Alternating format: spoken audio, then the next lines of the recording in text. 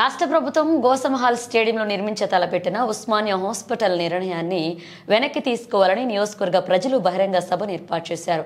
గోషమహల్ నియోజకవర్గ స్థానికులు హైదరాబాద్ గోసమహల్ స్టేడియం పక్కన ఏర్పాటు చేసిన సభలో స్థానికులు పెద్ద ఎత్తున పాల్గొని తమ అభిప్రాయాలను వ్యక్తం చేశారు.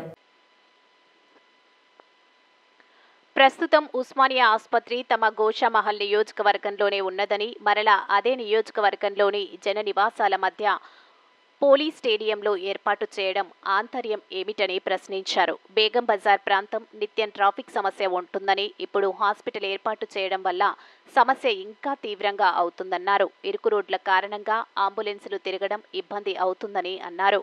పోలీస్ గ్రౌండ్స్ చుట్టుపక్కల నివాసాలు ఉన్నాయని, హాస్పిటల్ నుండి వెలువడే వ్యర్థాల కారణంగా ఆ పరిసరాలు గాలి, నీరు కలుషితం అవుతుందని పేర్కొన్నారు. రాష్ట్రం నలుమూలల నుండి వచ్చే రోగులకు కూడా ఇబ్బందులు కలుగుతాయని తెలిపారు. హాస్పిటల్ నిర్మాణాన్ని నగర శివారులో నిర్మిస్తే అందరికీ వెసులుబాటుగా ఉంటుందన్నారు. అలాగే స్టేడియంలో ఉన్న పోలీస్ అమరవీరుల స్తూపాన్ని తొలగించడం పోలీసులను అగౌరవపరిచినట్లు అవుతుందన్నారు. ఇక్కడ హాస్పిటల్ నిర్మాణం వద్దని స్థానికులు పార్టీలకు అతీతంగా అన్ని రాజకీయ పార్టీలు పెద్ద ఎత్తున ముక్త కంఠంతో ఖండిస్తున్నారు.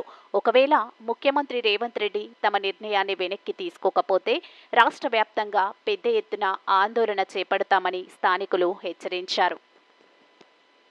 ప్లేస్ ఎన్నో ఉన్నాయి ఈ తెలంగాణ హైదరాబాద్ లో, అలాంటి ప్లేస్లను ఎన్నుకోవాలి. కానీ వాళ్ళు ప్రజలను గ్రహించకుండా గోషమహల్ ప్రజల మధ్యలో, ఇళ్ల మధ్యలో ఉస్మానియా హాస్పిటల్ పెట్టడం వల్ల తీవ్రమైన దుర్వాసన, బయాలజికల్ వేస్ట్ అనేది విచ్చలవిడిగా పడడం వల్ల మాకు శ్వాసకోశ సమస్యలు వచ్చే ప్రమాదం ఉంటుంది. అలాగే ట్రాఫిక్ మరియు కలుషితమైన నీరు వచ్చే సమస్య ఉంటుంది. వీటన్నిటిని గ్రహించి మీ నిర్ణయాన్ని వెనుక తీసుకోవాలని చెప్పి కాంగ్రెస్ గవర్నమెంట్ ని రేవంత్ రెడ్డి గారిని ఈ సందర్భం పడుతున్నారు.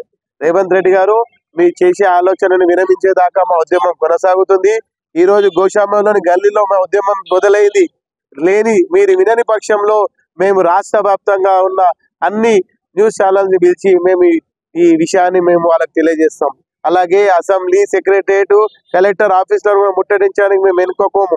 ఎందుకంటే మాకు చాలా సమస్యలు వచ్చే ప్రమాదం ఉంది కాబట్టి మేము దీనికి తీవ్రంగా వ్యతిరేకిస్తున్నాం. Thank you.